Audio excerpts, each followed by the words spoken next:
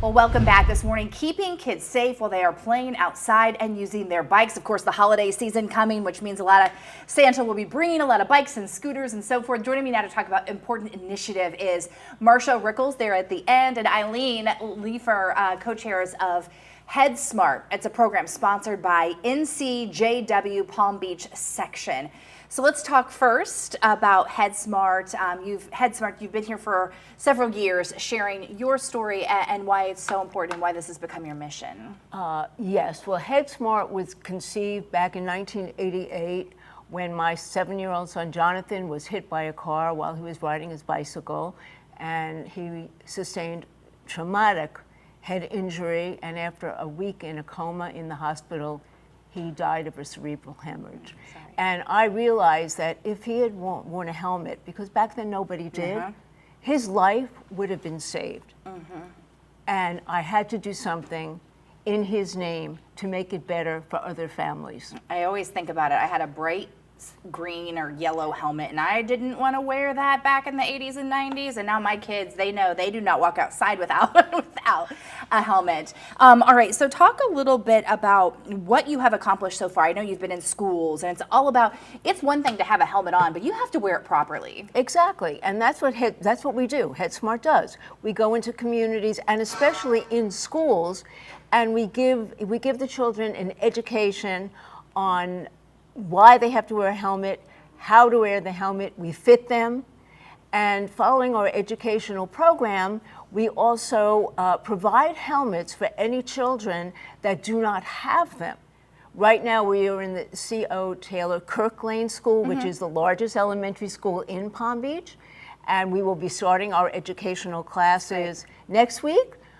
We also have our attendance initiative, in where we give a bicycle every month to one child, an eligible child who has been in school every day with no tardies, and we give them the motivation to go to school, learn how to be safe cyclists, and then provide helmets for them. That's fantastic. Thank you to the Boca Raton Bike Club for partnering with us in this endeavor. That's great. Eileen, I want to talk a little bit about these e-bikes. I mean, they're everywhere, but we have unfortunately reported about a lot of tragedies. E-bike safety is really important, and with with so many people riding e-bikes now, education has not caught up to that. I want to talk about helmet safety with e-bikes because not all helmets are created equally. Okay. So there are certain e-bike standards. Everybody, first of all helmets have to meet certain safety standards. There's a US standard, there's a European standard, and now there is a separate Dutch standard for e-bikes. And I want to show your audience the difference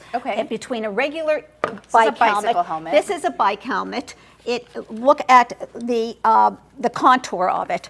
Look at an e-bike helmet. It is far more protective for the head. It has also been tested under more stringent circumstances than that of a regular bicycle, because e-bikes can go up to 28 miles an hour. Some of them, a Class 2 e-bike, you don't even have to pedal. It's kind of like a mini motorcycle. You'll see children with their feet on the footholds, just motoring along. We recommend a much more protective helmet for this. You can see this is protecting the face and the complete back of the head. It's more aligned with a motorcycle helmet, because even though these bicycles, the motor may only be able to get you to 20 miles an hour, if you are pedaling with that, you can go far in excess they can go of that. so fast. Yes. They can go so fast.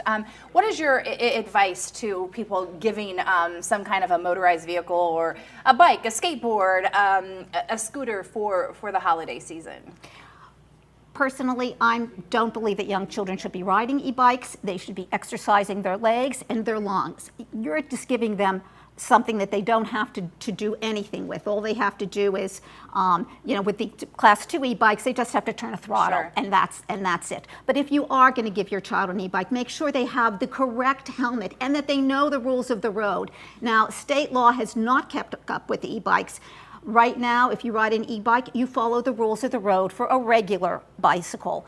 But municipalities have their own roles. So Yeah, we've please covered a lot of check, that. yes, please check with your municipality to make sure that your child is riding safely, and always make sure they're wearing a helmet. Yeah, and I always say grandparents, whomever's giving them that, even that new bicycle, it has to come with another present, and that would be one of these And it helmets. has to be the right helmet. Yes. It's got to be the right helmet. And Yes. I know that you have a lot of those guidelines and a lot of information on your website as well. And if people are watching right now and they want to take part, they want to help your cause, you can go to our website, WPBF.com. We've done several stories with you. You can see all of those on WPBF.com or on our mobile app. Just search Promoting Bike Safety. You'll find all those stories. Thank you both for being with us. Really good information. Thank you for Thank you. having us. Help us save lives, Yes. one Thank helmet at a time. Absolutely. Thank you.